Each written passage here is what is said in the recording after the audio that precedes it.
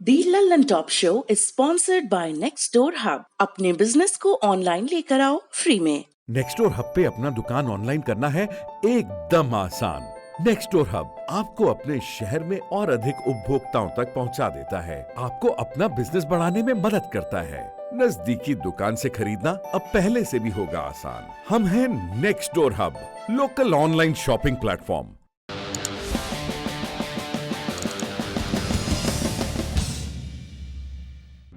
नमस्कार, सौरभ द्विवेदी नाम है हमारा और आप देखना शुरू कर चुके हैं दी लल्लन टॉप शो। गलवान घाटी में क्या हुआ, इसे लेकर पक्की जानकारी का अभाव, ढेर सारा संदेह जन रहा है। 15 जून को घटना हुई, 18 जून की शाम को जाकर खबर आई कि बंधक बनाए गए हमारे जवान लौट आए हैं। विदेश मंत्री के एक ट्वीट ने एलएसी पर निगरानी के प्रोटोकॉल को लेकर एक दूसरी ही बहस छेड़ दी और देश अब भी पूरी बात से अनजान है। आज बड़ी खबर में एक बार फिर हम गलवान घाटी की बात करेंगे, जहां देश ने 20 जवान खोए। लेकिन सबसे पहले दिन का वीडियो।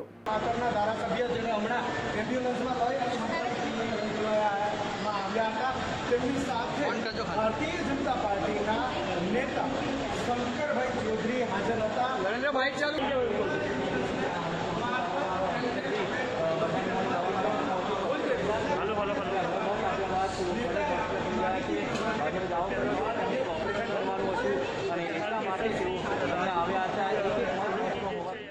ये वीडियो है गुजरात का। आज राज्यसभा की 19 सीटों के लिए मतदान हुआ। 8 राज्यों में मतदान हुआ। गुजरात में बीजेपी विधायक केसरी सिंह जीसान भाई सोलंकी एम्बुलेंस से वोट डालने के लिए विधानसभा पहुंचे। अस्पताल से स्ट्रेचर पर वोट डालने आए विधायक को देख सबने कहा, राजनीति प्रबल चीज है। ऐसी ही तस्वीरें मध्य प्रदेश से भी आईं। कोरोना संक्रमित कांग्रेस विधायक कुणाल चौधरी पीपीई किट में वोट डालने पहुंचे थे। बातें चलती हैं न्यू नॉर्मल की, कोरोना को स्वीकार कर जीवन में आगे बढ़ने की, उसके साथ जीना सीखने की। बाकियों के लिए ये बातें हो सकती हैं, राजनीति ने इसे स्वीकार भी कर लिया है। अब बढ़ते हैं सुर्खियों की तरफ। पिछले 24 घंटे में भारत में कोरोना वायरस के 13,586 नए केस आ चुके हैं। आंकड़े हैं जो बहुत कुछ बताते हैं। 3,80,000 से ज़्यादा संक्रमित लोगों में से 2,04,000 से ज़्यादा लोग ठीक भी हो चुके हैं। 12,500 से ज़्यादा लोग मारे गए हैं और मौतों के मामले में भारत दुनिया में 8वें नंबर पर पहुंच गया है। हमारे लिए चिंताएं ज़्यादा हैं क्योंकि सिर्फ 15 दिनों में भारत में मौत का आंकड़ा दोगुना हो गया है।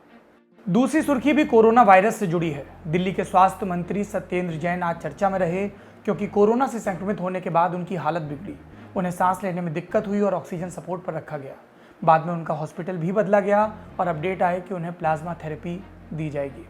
सुर्खियों में कोरोना के टेस्ट और इलाज के दाम भी रहे। उत्तर प्रदेश और दिल्ली में कोरोना टेस्ट के दाम घटाने की खबरें आई।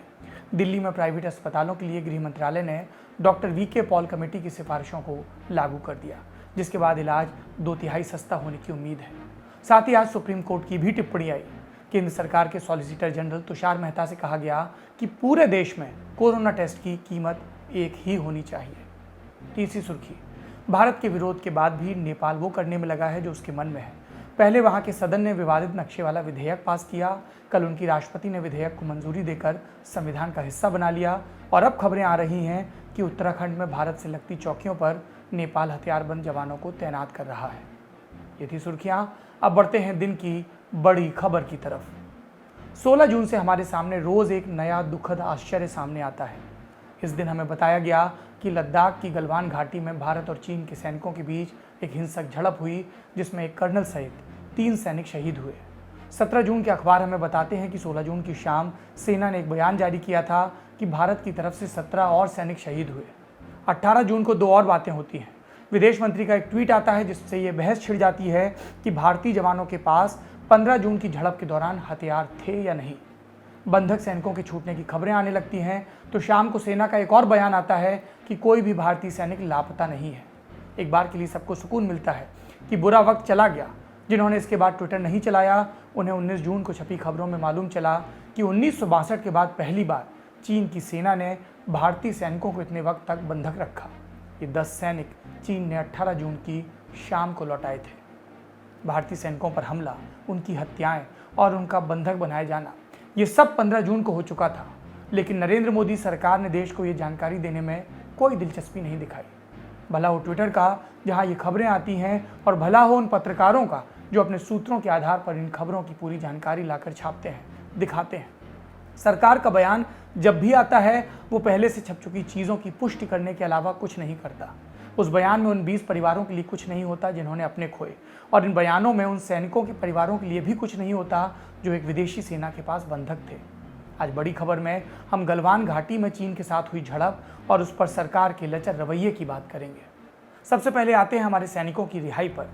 अब हम जानते हैं कि गलवान घाटी में 15 जून की शाम को पेट्रोल पॉइंट 14 पर न सिर्फ 20 भारतीय जवानों को नृशंस तरीके से पीटा गया, जिसके बाद वो शहीद हो गए, बल्कि इस झड़प में चीन की सेना ने कम से कम 10 भारतीय जवानों को बंधक भी बना लिया था। ये 3 दिन तक चीन के युद्धबंदी थे। इनमें 2 कैप्टन, 2 मेजर और 6 जवान थे। इन्हें छुड़ाने के लिए 16 जून से बैठकें हो रही थी। इसमें 3 राउंड मेजर जनरल स्तर की बैठकों के हुए। भारत का पूरा जोर सबसे पहले सैनिकों की रिहाई पर था। बैठकों के दौरान चीन ने भारत को आश्वासन दिया था कि बंधक सैनिक सुरक्षित हैं। इनकी तस्वीरें भी साझा की गई थी।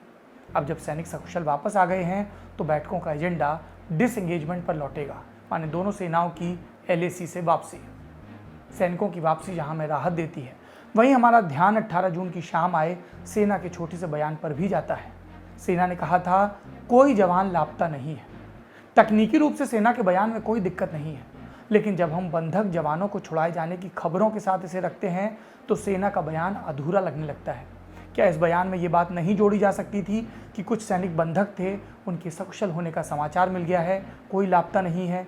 चीन के साथ हुई झड़प को लेकर इतनी असहजता क्यों है कि कोई देश को पूरी बात नहीं बताना चाहता? सेना अपने प्रोटोकॉल से बंधी है, लेकिन सरकार तो जनता के प्रति सीधे उत्तरदायी है। वो अभी तक चुप क्यों थी? हम जो ट्विटर पर पढ़ रहे हैं वही रक्षा मंत्री से सुनना चाहते हैं, क्योंकि लोग देश की सरकार चुनते हैं एक जवाबदेही के भरोसे के साथ। बहरहाल, शहीद और बंधक बनाए गए सैनिकों के अलावा कुछ और सैनिक हैं जिनके बारे में आपको पता होना चाहिए। रक्षा मामलों पर नजर रखने वाले पत्रकार शिव अरूर ने इंडिया टुडे के लिए की अपनी रिपोर्ट में लिखा है कि पेट्रोलिंग पॉइंट 14 पर हुई झड़प में 76 जवान जख्मी हुए थे। इनमें से 18 गंभीर रूप से घायल हैं, जिनका इलाज लेह में चल रहा है। 58 जवानों को मामूली चोटें लगी हैं, उनका इलाज भी लद्दाख के अलग अलग अस्पतालों में चल रहा है। अब आते हैं उस दूसरी बहस पर जो शांत होने का नाम नहीं ले रही। देश के विदेश मंत्री S जयशंकर ने राहुल गांधी को ट्विटर पर एक जवाब दिया। इसमें उन्होंने कहा कि सीमा ड्यूटी पर जवान हमेशा हथियारबंद होते हैं, खासकर जब अपनी पोस्ट छोड़ते हैं। गलवान घाटी में 15 जून को भी जवानों के पास हथियार थे। झड़प के दौरान हथियार इस्तेमाल न करने की परंपरा है। ये ट्वीट एक जवाब था, लेकिन इसने 2 सवाल पैदा किए। अब तक हम यही मानकर चल रहे थे कि कर्नल संतोष बाबू अपने जवानों के साथ हथियार नहीं ले गए थे। सरकार के सूत्रों से यही जानकारी मिल रही थी कि झड़प के दौरान गोली नहीं चली, लेकिन विदेश मंत्री के ट्वीट से लगता है कि जवान हथियार ले गए थे। अगर वो हथियार ले गए थे तो इतनी बुरी झड़प के दौरान उनका इस्तेमाल क्यों नहीं किया गया? दूसरा सवाल ये है कि क्या जिन संधियों की बात विदेश मंत्री अपने ट्वीट में कर रहे हैं उनमें गलवान घाटी जैसी स्थितियों की कल्पना भी थी? क्या भारत को इन प्रोटोकॉल्स में बदलाव के बारे में सोचना चाहिए? लद्दाख में चीन से लगी सीमा पर निगरानी का काम उधमपुर स्थित सेना की उत्तरी कमान के पास है। Lieutenant general HS Panag retired इस कमान के जनरल ऑफिसर इन कमांडिंग रह चुके हैं। पनाग नियमित रूप से रक्षा मामलों पर लिखते रहते हैं। इन्होंने 18 जून को एक ट्वीट में लिखा कि 1996 में हुए समझौते का अनुच्छेद 6 इसका संबंध बॉर्डर मैनेजमेंट से है, न किसी टैक्टिकल मिलिट्री सिचुएशन से। अगर जवानों का जीवन, पोस्ट की सुरक्षा या इलाका खतरे में हो तो मौके पर मौजूद कमांडर अपने पास का कोई भी हथियार इस्तेमाल कर सकता है, और इसमें तोपखाना यानी आर्टिलरी भी शामिल है। लेफ्टिनेंट जनरल पनाग के ट्वीट का इशारा इस तरफ था कि LAC की निगरानी के लिए हुए किसी भी समझौते को जवानों के जीवन और हमारी संप्रभुता पर तरजीह देने की बंदिश नहीं है। मौके पर मौजूद कमांडर के पास सभी अधिकार होते हैं। ये बहस इसलिए भी बढ़ रही है क्योंकि एक घायल जवान सुरेंद्र सिंह के पिता ने इंडिया टुडे से कहा कि उनके बेटे ने फ़ोन पर बताया कि वो संघर्ष के वक्त निहत्थे थे। सुनिए। कल 11-12 बजे की बात है, फ़ोन आया मेरे पास अचानक ही। मिशन तक फ़ोन आया, वैसे बेटा कैसे है? जब ठीक हो। मैं कहाँ है? तो मैं तो वहाँ हूँ, हॉस्पिटल में दाखिल हूँ। मैं कहाँ ले के आसपास हो कहीं दाखिल। फिर ठीक है, मैं ठीक ठाक हूँ। चोट आई घनी, बस ठीक हो। तो इलाज चल रहा है वहाँ। जो क्या घड़ा ही वहाँ तो हम 300-400 आदमी थे, वो 2000-2500 था। बहुत ज़्यादा घेरा में आ गया। हम अचानक आया, पता नहीं कुछ था। उनके पास तो रॉड थी, डंडे, तो पत्थर चलाया उनने और हमारे पास कुछ था खाली थे। जब भी खूब इनने हाथापाई करी, झगड़ा हुआ, फिर बच के आया, कैसे कैसे भगवान ने बचा दिया। सिर पे टाँका आया, 10-12 टाँका सिर पे आया, हाथ पाँव में लगी जगह जगह। और माला को पता, तो हम तो यहाँ बैठे हैं, वो फ़ोन पूरी बार बताता नहीं, फ़ोन पे जो है हमने बता दिया। बस ठीक है, अभी फ़ोन आया सुबह, ठीक ठाक हूँ पापा, ठीक होंगे, अब मिलेगा जब पता पड़ेगा पैसे का। और सब ठीक ठाक है, बस मालक भला करे। तो हथियार होने या न होने का मसला पेचीदा हो गया है, इसलिए हमारे साथी निखिल ने इन बातों को तफसील से समझने के लिए इन मामलों के जानकार और वरिष्ठ पत्रकार अजय शुक्ला से बात की। सुनिए। हमारे साथ हैं रक्षा मामलों के जानकार और वरिष्ठ पत्रकार अजय शुक्ला, जो कि इस पूरे डेवलपमेंट को शुरुआत से फॉलो कर रहे हैं। बहुत बहुत शुक्रिया सर हमें वक्त देने के लिए। शुक्रिया निखिल।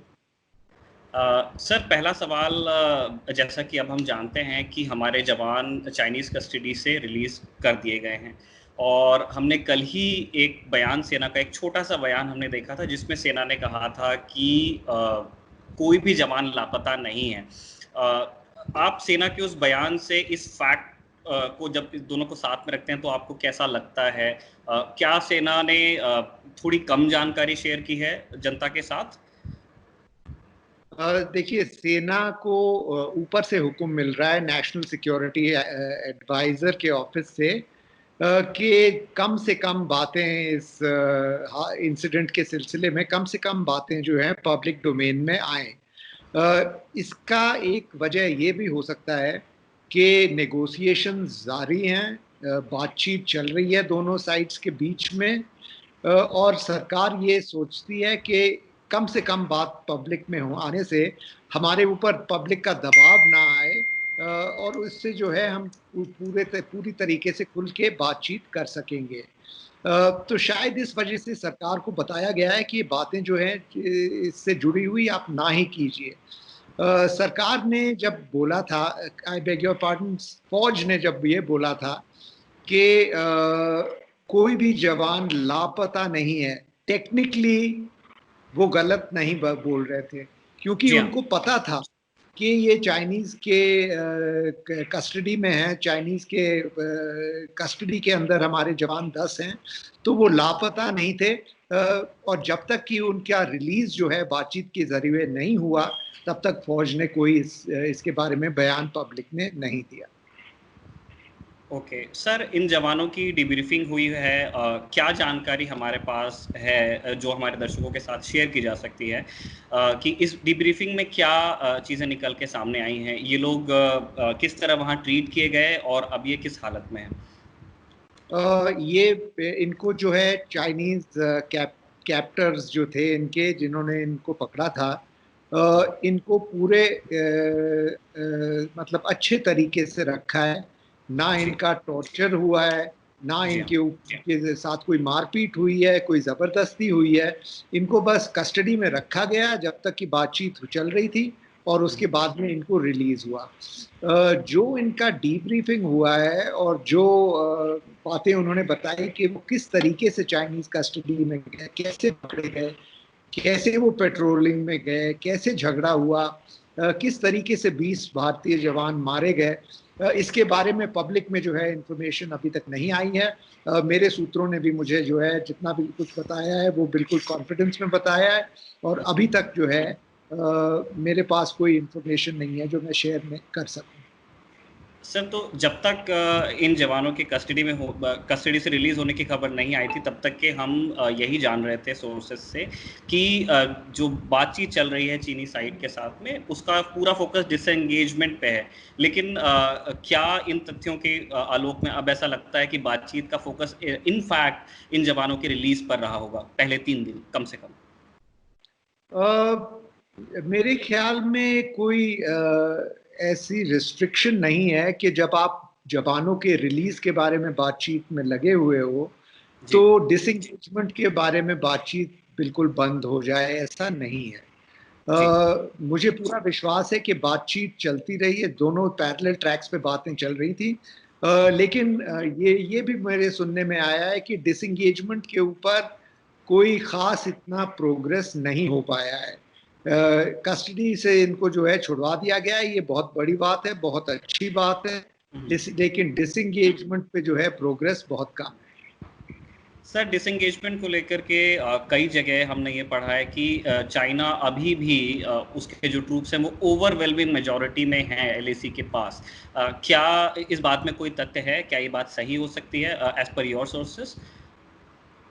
देखिए, एलएसी के अंदर जो फौजी चीन के फौज जो आए हैं वो काफी तादाद में हैं, लेकिन उस तादाद को, उस नक्तरी को भारतीय सैनिक जो हैं अभी मैच करने के पोजीशन में हैं, क्योंकि अभी वक्त मिल गया है रिएक्शन करने का, बिल्डअप होने का, ट्रूप्स को अलग अलग जगहों से वहाँ पे फ्लैश पॉइंट पे लाने का अभी वक्त मिल चुका है भारत को।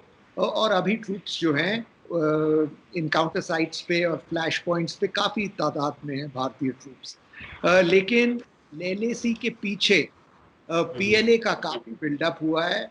सैटेलाइट्स फोटोज में भी ये साफ जाहिर है, और कई बयान भी आए हुए हैं। पीएलए जो है अगर इस वक्त जो है जो उनके एलएसी के पार जो ट्रूप्स तैयार हैं, अगर वो उन्होंने एलएसी पार करा दिया और भारतीय टेरिटरी के अंदर भेज दिए, तो फिर वो हो सकता है कि उनकी तादाद सुपीरियॉरिटी के तरफ ना। ठीक। सर, अब एक दूसरी दिशा में हम बातचीत को ले जाना चाहते हैं। एक घायल जवान के पिता ने अपनी टेस्टिमनी दी है, इसको अलग अलग न्यूज़ चैनल्स ने प्ले भी किया है कि हमारे जवान वहाँ पे नियत थे, और इस बात पे 2 दिन से काफ़ी इमोशनल डायलॉग चल रहा है। हम इस इमोशनल डायलॉग से हट के चाहते हैं कि आप अपने एक्सपीरियंस से हमारे दर्शकों को ये बताएं कि एलएसी पे जब 2 साइड्स एंगेज करती हैं तब वहाँ पे क्या स्थितियाँ होती हैं, और क्या हालात होते हैं, क्या वहाँ पे हथियारों का इस्तेमाल होता है या नहीं होता है। ये मैं विदेश मंत्री के ट्वीट के संदर्भ में पूछ रहा हूँ। उनके ट्वीट से बहुत स्पष्ट नहीं हुआ कि वो क्या कहना चाहते थे। निखिल, जो तरीका, जो रवैया है पेट्रोलिंग करने का, और जब जवान जो है अपने कैंप से निकलते हैं और अलग अलग जगह पे जाके अपना प्रेजेंस दिखाते हैं, उस वक्त रवैया ये है कि वो पूरे अपने हथियार लेके जाते हैं। हथियार ले जाने का मतलब ये नहीं है कि उनको हथियार इस्तेमाल करने की छूट है। उनको ये स्ट्रिक्टली बताया जाता है कि आप अपने हथियार इस्तेमाल नहीं करेंगे जब तक कि कोई जानलेवा खतरा ना हो आपके सामने। आप अपने हथियार अपने शोल्डर के ऊपर टांग के जाएंगे, अपने सेल्फ प्रोटेक्शन के लिए होगा, लेकिन इस्तेमाल के लिए नहीं। जब भारतीय पेट्रोल्स और चीन के पेट्रोल्स एक दूसरे के आमने सामने आते हैं, आज तक जब भी झगड़ा हुआ है, थोड़ा बहुत जो है पुश एंड पुल दोनों की तरफ से हुआ है, ऐसा कोई इंसिडेंट मुझे याद नहीं आता जबकि कोई चीन का सैनिक या कोई भारतीय सैनिक ने अपना हथियार उठाया और हथियार चलाया। ऐसा नहीं हुआ है आज तक। लेकिन ये भी बात सत्य है कि जैसे इंसिडेंट ये जो गलवान में जो हुआ है, आज तक ऐसा कोई इंसिडेंट नहीं हुआ है। और मुझे ये मानने में बहुत मुश्किल होती है कि जवान जो है वो देख रहे हैं कि उनके साथी जो है लाठियों के साथ और क्लब्स के साथ मौत के घाट जा रहे हैं, और उनके पास हथियार हो और वो ना इस्तेमाल करें, ये मानना बहुत मुश्किल है। तो मेरे ख्याल में शायद कोई लोकल अरेंजमेंट ऐसा हो सकता है कि चीन और भारत ने कोई लोकल अरेंजमेंट किया हो कि जब तक कि डिसएंगेजमेंट ना हो तब तक हमारे जवान हथियार नहीं कैरी करेंगे। ऐसा हो सकता है। मैं ये नहीं बोलता हूँ कि ये सत्य है और ये इस इंसिडेंट ऐसा हुआ है, लेकिन जब हम स्पेकुलेट कर रहे हैं तो ये एक पॉसिबिलिटी आती है सामने। लेकिन ये मानना कि इतना जानलेवा हमला कोई देख रहा है अपने जवानों, अपने साथियों के साथ, और वो हथियार ना चलाए, ये मुझे मानना बहुत मुश्किल है। सर, लेफ्टिनेंट जनरल पनाग जो कि जीओसी रहे हैं नॉर्दर्न कमांड के, उन्होंने 18 जून को ये कहा कि जो एग्रीमेंट हुआ है 1996 में हमारा, उसके क्लॉज ये नहीं कहते हैं कि किसी one on one tactical situation में हथियारों का इस्तेमाल नहीं किया जाएगा, और जो सीओ होते हैं उनके पास में सारे अधिकार होते हैं। उनकी इस रीडिंग से आप अग्री करते हैं? जी हाँ, सीओ के पास पूरा अधिकार होता है, और जब कोई पेट्रोल निकलता है तो आप समझिए ये जो पेट्रोल जो जाते हैं ये तकरीबन 10 से लेकर 30 जवानों का पेट्रोल होता है। एक या दो अफसर होते हैं उनके साथ में जो कि सीओ रैंक से काफ़ी जूनियर होते हैं, कम होते हैं, मेजर होते हैं या कैप्टन होते हैं, कई बार लेफ्टिनेंट भी होते हैं। उनके पास ये फैसला, ये अधिकार होता है कि फैसला वो करेंगे सिचुएशन या ज़मीनी हालात को ये देखते हुए कि कितना ख़तरा है, क्या ज़मीनी हालात हैं, वो परमिशन दे सकते हैं फायर खोलने का। और ऐसे हालात में, जैसे मैंने अभी पहले भी बोला हुआ है, मैं दोबारा दोहराता हूँ, जैसा गलवान में अभी हुआ है, ऐसी सिचुएशन जो है आज तक नहीं आई है। जबकि 20 जवान मारे गए हैं अपने क्लब्स के साथ, लाठियों के साथ, डंडों के साथ, पहाड़ियों से फेंके गए हैं। ऐसी स्थिति जो है आज तक भारत और चीन के बीच में पिछले 45 सालों में नहीं आई है सामने। एक आखिरी सवाल है सर हमारा, हम ये जानना चाहते हैं कि जो टेक्स्ट है हमारे एग्रीमेंट्स का चाइना के साथ में, कि एलएसी में दोनों सेनाओं का व्यवहार कैसा होगा, और उस टेक्स्ट की जो रीडिंग हम समझते हैं, हमारी सेनाएं उसे जिस तरह पढ़ती हैं, क्या उन समझौतों में या उन समझौतों के पालन में किसी तरह के बदलाव की ज़रूरत महसूस होती है गलवान घाटी में जो हुआ उसके आलोक में? ये पिछले 1.5 महीनों में जो बातें हुई हैं, जो इंसिडेंट्स हुए हैं भारत और चीन के बीच में ईस्टर्न लद्दाख में, उससे ये 5 अग्रीमेंट्स जो हुए हैं, ये चीन ने इन अग्रीमेंट्स को प्रैक्टिकली फाड़ के फेंक दिया है। तो जहाँ तक बात आती है कि जब पेट्रोल्स आमने सामने आते हैं, ये 2005 के स्टैंडर्ड ऑपरेटिंग प्रोसीजर्स एग्रीमेंट में लिखा है कि आप एक दूसरे के नज़दीक नहीं आएंगे, आप अपना बैनर खोलेंगे, ये जिस पे लिखा हुआ होता है कि ये हमारी टेरिटरी है, आप यहाँ से पीछे हट जाएं, और कोई जो है पेट्रोल एक दूसरे का पीछा नहीं करेगा। ये सब बातें लिखी हुई हैं इन एग्रीमेंट्स में। ये सब बातें जो हैं बिल्कुल एक तरफ रखी गई हैं इस पिछले 1.5 महीने के इंसिडेंट्स में, और पेट्रोलों के बीच में हाथापाई हुई है, और जैसे हमने अभी गलवान में देखा है, जानलेवा हाथापाई हुई है। तो ये नए एग्रीमेंट्स की बहुत सख्त ज़रूरत होगी। ये एग्रीमेंट्स मेरे ख्याल में भारत तभी साइन करने के लिए तैयार होगा जब चीन पूरी तरीके से भारतीय टेरिटरी के से हट जाए, वापस चले जाए अपने एलएसी के पार, तब जाके बातें होने की संभावना है। नहीं तो जब तक चीन भारतीय टेरिटरी में बैठा रहेगा, तब तक मुझे ये नहीं दिखता है संभावना कि कोई नए एग्रीमेंट्स जो हैं दोनों साइड्स नेगोशिएट कर सके। लेकिन जो पुरानी रूल बुक है हमारी, क्या उसे अब उतने ही फेथफुली मतलब फॉलो करने की ज़रूरत अभी भी रह गई है, या फिर हमें अपनी समझ के हिसाब से टैक्टिकल रिस्पांस डिज़ाइन करना चाहिए? हमें अपने टैक्टिकल रिस्पॉन्सेस को जो है वो तो पूरी तरह रीथिंक करने चाहिए, क्योंकि जब एक बारी एक पक्ष जो है गद्दारी करता है, एक एग्रीमेंट को तोड़ता है, अपने वचन के से जो है पीछे हटता है, तो फिर आगे जाकर उसको पूरी तरह ट्रस्ट करना बहुत मुश्किल पड़ जाता है।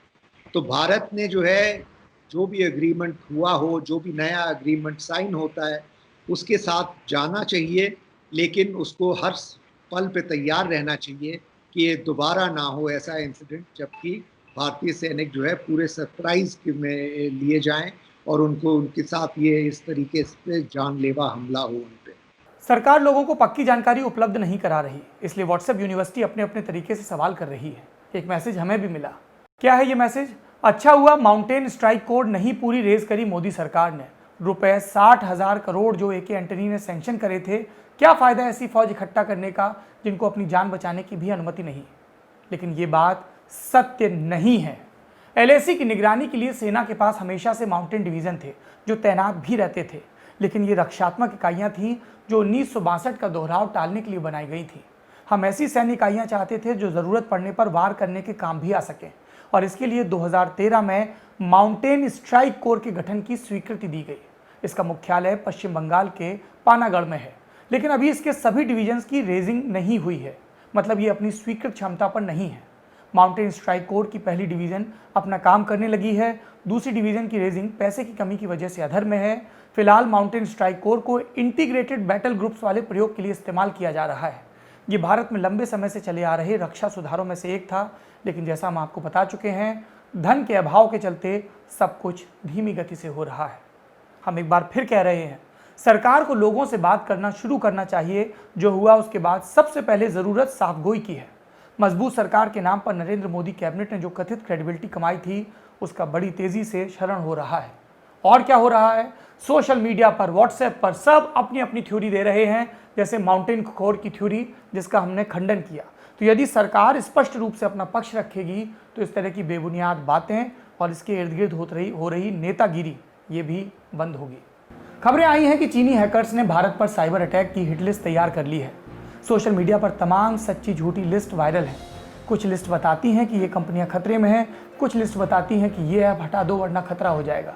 इन सब के बीच हम आसान भाषा में जानेंगे कि भारत इस तरह के यानी साइबर हमलों के लिए कितना तैयार है और भारत की एजेंसियां इस खतरे को लेकर किस स्तर पर चौकन्नी हैं। पहला सवाल, खतरे और हमले की बात आई कहां से? डीप वेब, यानी जहां हैकर कम्युनिटी गुमनाम रहकर बातचीत कर सकती है, वहां पर भारतीय सरकारी एजेंसियां और प्राइवेट कंपनियां, उनकी एक ऐसी हिटलिस्ट जारी हुई जिन पर हमला करने की सुपारी चाइनीज हैकर्स को दी गई है। साइबर इंटेलिजेंस फर्म साइफर्मा ने इस बात की तरफ साफ इशारा किया कि चीनी हैकर्स भारत की बड़ी एजेंसियों को निशाना बनाने की फिराक में है। इस बीच ऑस्ट्रेलिया से भी खबर आई कि उस पर भी बड़ा साइबर हमला हुआ है। हमला इतना बड़ा है कि खुद वहां के प्रधानमंत्री को सामने आकर इसकी जानकारी देनी पड़ी। सरकारी सेवाओं से लेकर कई प्राइवेट सेवाओं पर साइबर अटैक हुआ है। ऑस्ट्रेलिया के पीएम ने किसी देश का नाम तो नहीं लिया, लेकिन जानकार इसे चीन द्वारा किया हुआ हमला मान रहे हैं। इस हमले से न सिर्फ सरकारी सेवाएं बल्कि बैंकिंग और हेल्थ सेक्टर पर भी असर पड़ा है। दूसरा सवाल, क्या सच में भारत पर खतरा बढ़ गया है?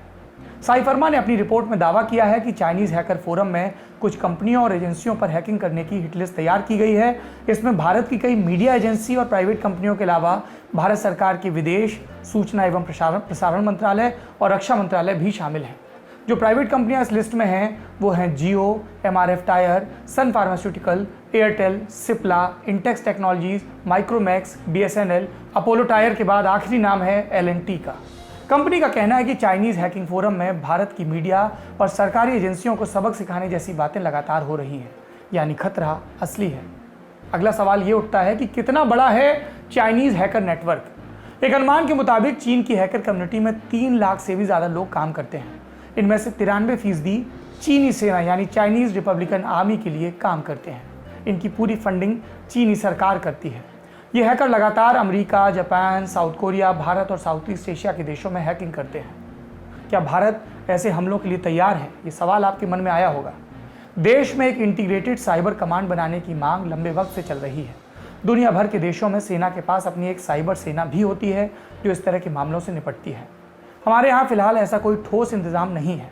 भारत इस साल अपनी नई साइबर सिक्योरिटी गाइडलाइन लाने वाला है। इस सरकार में पहली बार साइबर सिक्योरिटी चीफ के तौर पर डॉक्टर गुलशन राय की नियुक्ति हुई थी। इनके रिटायर होने के बाद अब भारत ने साइबर सिक्योरिटी को लेकर कई एजेंसियों के बीच तालमेल बिठाने के लिए lieutenant general retired Rajesh Pant को नेशनल साइबर सिक्योरिटी कोऑर्डिनेटर बनाया है। अब आपको इसी कम्युनिटी का बयान सुनवाते हैं। हमारे साथी अमित ने एथिकल हैकर जितिन जैन से बात की। उन्होंने बताया कि भारत इस वक्त साइबर हमले के नाजुक दौर से गुजर रहा है। हालांकि सरकार के स्तर पर उतनी तैयारियां नहीं हैं जितनी होनी चाहिए।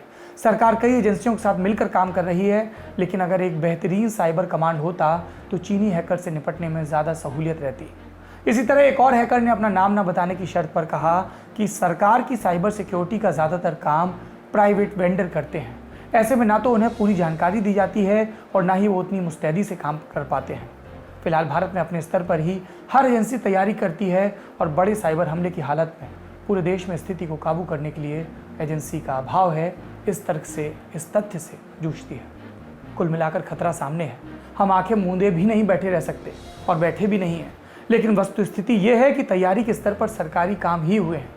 इसे ऐसे समझिए कि आज INS न्यूज एजेंसी के हवाले से खबर आई कि इंडियन रेल नेटवर्क पर मैलवेयर के जरिए नजर रखी जा रही है। कल ही खबर आई थी कि रेलवे ने चीन की एक company Beijing national railway research and design institute of signal and communication limited का ठेका रद्द किया था। ये ठेका सिग्नल और दूरसंचार के काम का था। कुल जमा प्राइवेट कंपनियां अपने तय प्रयास कर एक बार खुद को बचाने की कोशिश भी करेंगी, लेकिन सरकारी तैयारियों पर सवाल उठेंगे। अब बात राज्यसभा चुनाव की। राज्यसभा की 18 सीटों पर 19 जून को चुनाव हुए, शुरुआती नतीजे आ गए हैं। सबसे पहले बात करेंगे गुजरात की। यहाँ 4 राज्यसभा सीटों पर 5 प्रत्याशी मैदान में थे। गुजरात में एक राज्यसभा सीट जीतने के लिए कम से कम 35 विधायकों के वोट की जरूरत थी। गुजरात में विधानसभा की 182 सीटें हैं। कांग्रेस के पास 65 विधायक थे, बीजेपी के पास 103, बीटीपी के पास 2 विधायक थे, छोटू बसावा की पार्टी, एनसीपी के पास 1, ये भाजपा के साथ थे, एक निर्दलीय विधायक जिग्नेश मेवानी, ये कांग्रेस के साथ थे। बीजेपी ने अभय भारद्वाज को उतारा, जो वकील, नरेंद्र मोदी और अमित शाह के पुराने जानकार और मुख्यमंत्री कोटे से आने वाले। बीजेपी की दूसरी कैंडिडेट थी रमीला बेन, पहले प्रशासनिक अधिकारी थी और फिर नरेंद्र मोदी के समय में भाजपा में शामिल हुई। तीसरे नरहरि अमीन, जो कभी कांग्रेस के कद्दावर नेता हुआ करते थे, पाटीदार समुदाय से आते हैं। ये बीजेपी की वाइल्ड कार्ड एंट्री थी। जब बीजेपी ने देखा कि गुजरात में कांग्रेस के विधायक डामाडोल हैं, तो उनका राजनीतिक प्रबंधन कर दिया नरहरि अमीन को जीत दिलवाने के लिए, और बीजेपी की ये रणनीति सफल साबित हुई। अभी आधिकारिक ऐलान नहीं हुआ है, इसलिए ये स्पष्ट नहीं है कि कांग्रेस के जो 2 कैंडिडेट थे, शक्ति सिंह गोहिल और भरत सिंह सोलंकी, उनमें से कौन एक जीता है और कौन एक हारा है। अब बात करते हैं राजस्थान की। राजस्थान में राज्यसभा की 3 सीटों के लिए हुए मतदान में कांग्रेस के उम्मीदवार केसी वेणुगोपाल और नीरज डांगी ने जीत हासिल की है। केसी वेणुगोपाल आलाकमान की पसंद, संगठन महासचिव, और नीरज डांगी गहलोत खेमे से। बीजेपी के उम्मीदवार और पुराने संघ के वफादार जोधपुर से आने वाले राजेंद्र गहलोत, वो भी राज्यसभा पहुंच गए हैं। बीजेपी ने आखिरी मिनट पर एक और उम्मीदवार उतारा था, ओंकार सिंह, वो हार गए हैं। मंशा थी कि जो पायलट और गहलोत खेमे के बीच फूट है, उसका फायदा उठाया जाए। हालांकि गहलोत ने बीजेपी पर विधायकों को खरीदने की कोशिश करने का इल्जाम भी लगाया था। राजस्थान में 200 विधायक हैं, लेकिन 198 ने वोट डाला। स्वास्थ्य कारणों से सामाजिक न्याय एवं अधिकारिता मंत्री मास्टर भंवर लाल मेघवाल और डूंगरगढ़ से CPM विधायक गिरधारी लाल मतदान नहीं कर सके। राजस्थान में एक सीट पर जीत के लिए 51 वोट चाहिए थे। कांग्रेस के 2 उम्मीदवारों की जीत के लिए पार्टी को 102 मतों की जरूरत थी और उसके पास फिलहाल 107 तो सीधे सीधे थे। बीजेपी के पास 75 विधायक थे, यानी संख्या बल पहले ही बीजेपी के खिलाफ था, लेकिन वो मुकाबले को एक रंग देना चाहती थी। अब बात करेंगे मध्य प्रदेश की। मध्य प्रदेश में राज्यसभा की 3 सीटों के लिए 4 उम्मीदवार मैदान में थे। यहाँ एक सीट पर जीत हासिल करने के लिए कम से कम 52 वोट चाहिए थे। बीजेपी की तरफ से थे ज्योतिरादित्य सिंधिया और सुमेर सिंह सोलंकी। ज्योतिरादित्य कांग्रेस से भाजपा में आए। कांग्रेस में उनको राज्यसभा की सीट के लाले पड़ रहे थे। ऐसे में बीजेपी ने उन्हें अपने पाले में खींच लिया। बाकी सिंधिया कुनबा पहले ही बीजेपी के पक्ष में है। सुमेर सिंह सोलंकी संघ की नर्सरी से उपजा नाम, नया नाम। कांग्रेस से दिग्विजय सिंह, वो चुनाव जीत गए हैं, लेकिन कांग्रेस के दूसरे उम्मीदवार फूल सिंह बरैया चुनाव हार गए हैं। यहां भी संख्या बल देखते हुए तय लग रहा था कि बीजेपी 2 सीटें आराम से निकाल लेगी। अब बात करते हैं झारखंड की। झारखंड में राज्यसभा की 2 सीटों के लिए 3 उम्मीदवार मैदान में थे। झारखंड मुक्ति मोर्चा, कांग्रेस और बीजेपी तीनों ने एक उम्मीदवार उतारा था। झारखंड मुक्ति मोर्चा की तरफ से थे उनके पितृ पुरुष यानी कि शिबू सोरेन। बीजेपी की तरफ से थे संगठन के व्यक्ति दीपक प्रकाश। ये दोनों चुनाव जीत गए हैं। अभी आधिकारिक घोषणा नहीं हुई जब मैं ये बुलेटिन रिकॉर्ड कर रहा हूं, लेकिन ये स्पष्ट है, पूरी तरह से पुख्ता खबर आ गई है। झारखंड में एक सीट जीतने के लिए कम से कम 27 वोट चाहिए थे। जेएमएम के पास 29 थे, कांग्रेस के पास 17, CPI-ML के पास 1, एनसीपी के पास 1, आरजेडी 1 और 2 निर्दलीय। और इसीलिए कांग्रेस को लग रहा था कि वो जेएमएम के बचे वोट और बाकी जो सहयोगी दल हैं उनको जोड़कर अपना कैंडिडेट जिता ले जाएगी। लेकिन बीजेपी के 25 विधायक थे, सुदेश महतो की पार्टी आजसू के 2, और इनको मिलाकर बीजेपी ने अपने प्रत्याशी को जिता लिया। अब बात करते हैं आंध्र प्रदेश की। यहाँ पर राज्यसभा की 4 सीटों के लिए चुनाव हुए। वाईएसआर कांग्रेस ने चारों सीटें आराम से जीत ली। वाईएसआर कांग्रेस की तरफ से पिल्ली सुभाष चंद्र बोस, मोपी देवी वेंकट रमणास, आल्ला अयोध्या रामी रेड्डी और परिमल नाथवानी मैदान में थे। टीडीपी ने वर्ला रमैया पर दांव लगाया था। 175 सदस्यों वाली विधानसभा में 173 विधायकों ने वोटिंग की थी। पीटीआई के मुताबिक तेलुगु देशम पार्टी के विधायक के अत्तुनायडू ने अपना वोट नहीं डाला, क्योंकि ईएसआई घोटाले में पिछले सप्ताह उनकी गिरफ्तारी के बाद न्यायिक रिमांड के तहत अस्पताल में उनका इलाज चल रहा है। टीडीपी के एक और विधायक अनागनी सत्यप्रसाद होम क्वारंटीन का हवाला देते हुए नहीं आए, जबकि पार्टी के 3 बागी विधायकों ने मतदान प्रक्रिया में मतदान का प्रयोग किया। बागी हैं तो आप समझ लीजिए कैसे किया होगा। यानी चंद्रबाबू नायडू की चुनावी हार का सिलसिला कायम है और अभी भी उनकी ज़मीन खिसक रही है, विधायक खफा है उनसे। मणिपुर की बात करते हैं क्योंकि यहाँ पर वैसे भी राजनीतिक संकट है, सरकार खतरे में बताई जा रही है। मणिपुर में इकलौती सीट पर चुनाव था, बीजेपी की तरफ से थे महाराजा संजा ओबा लिसिम्बा, वो चुनाव जीत गए हैं।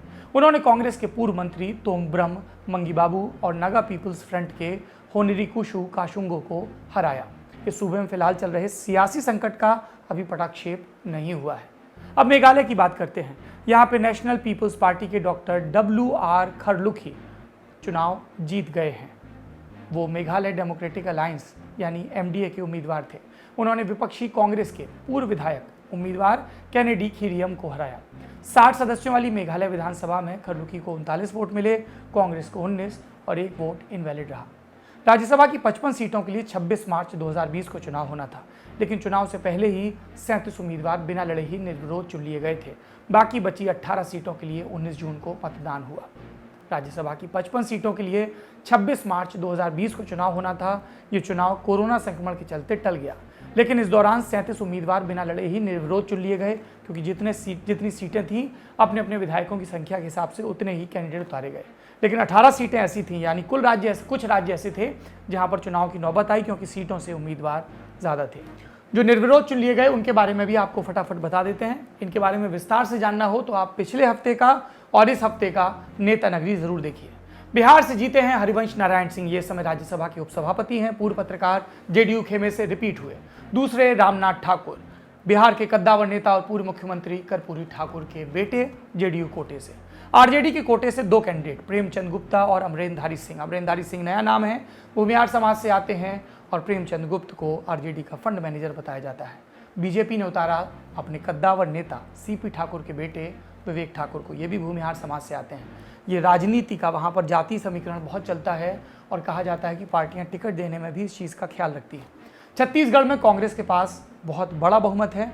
दोनों कैंडिडेट कांग्रेस के थे, आराम से जीत गए। फूलोदेवी नेताम, ये महिला मोर्चा से जुड़ी रही हैं, आदिवासी समाज से आती हैं।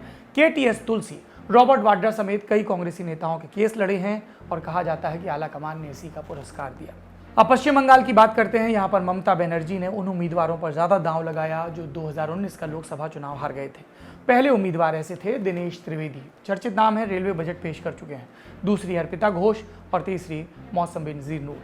इसके अलावा सुब्रत बख्शी को भी टिकट दिया गया और वो जीत गए।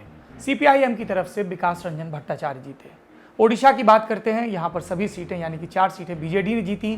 सुभाष सिंह, BJD के पुराने कार्यकर्ता, मुन्ना खान, पुराने एक्टर, सुजीत कुमार, नया यंग चेहरा, हार्वर्ड से पढ़ा हुआ चेहरा, और ममता महंत, पार्टी का तेज तर्रार महिला चेहरा।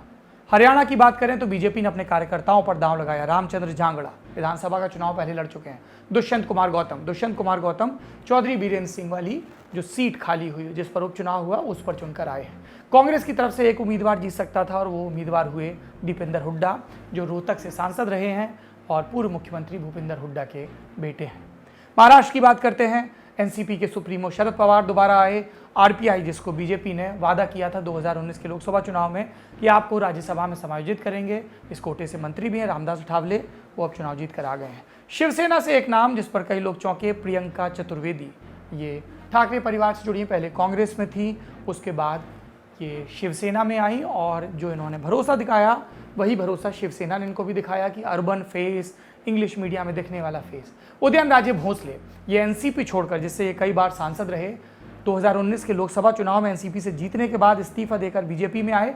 उपचुनाव लड़े थे सातारा से, लेकिन हार गए थे। अब पार्टी ने इन्हें राज्यसभा के रास्ते दिल्ली बुला लिया है। मराठी चेहरा हैं, छत्रपति शिवाजी महाराज के वंशज हैं। राजीव सातव, राहुल गांधी खेमे से कांग्रेस के ऑर्गेनाइजेशन में जड़ रहे हैं और फिलहाल कांग्रेस के पदाधिकारी भी हैं, OBC चेहरा है। भगवत कराड़ा, औरंगाबाद से बीजेपी बंजारा समुदाय से गोपीनाथ मुंडे की परंपरा को आगे बढ़ाने के लिए इनको दिल्ली बुलाया गया। और आखिरी नाम फौजिया खान, NCP का मुस्लिम पढ़ा लिखा महिला चेहरा। तमिलनाडु की बात करते हैं। M थम्बीदुरई, पुराने नेता AIADMK के। दूसरा नाम KP मुनुस्वामी, ये भी AIADMK से। और तीसरा नाम GK वासन, ये GK मूपनार के बेटे हैं, ये भी AIADMK खेमे से हैं। DMK खेमे से तिरुचि शिवा, NR एलांगो और P सिल्वरासु। हिमाचल प्रदेश में एक सीट थी बीजेपी की इंदु गोस्वामी, जो शांता कुमार के गढ़ यानी कि पालमपुर से चुनाव लड़ी थी। 2017 का विधानसभा का हार गई थी। इंदु गोस्वामी पार्टी संगठन से जुड़ी रही हैं, महिला मोर्चा में पदाधिकारी रही हैं और पार्टी आलाकमान की करीबी मानी जाती हैं। असम की बात करते हैं। बीजेपी से जीत कर आए भुवनेश्वर कलिता, बीपीएफ से जीत कर आए विश्वजीत दाइमारी और इंडिपेंडेंट जीत कर आए अजीत भुइयां। तेलंगाना से 2 कैंडिडेट के केशव राव तेलंगाना राष्ट्रीय समिति से और KR सुरेश रेड्डी, ये भी इसी पार्टी से।